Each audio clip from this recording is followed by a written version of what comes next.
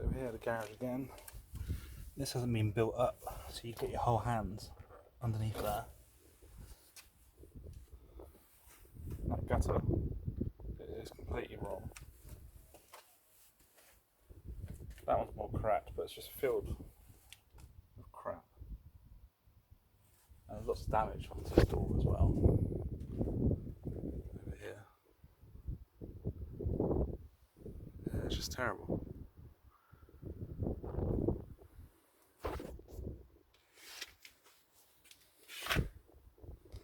And you've also got a bowed fence situation.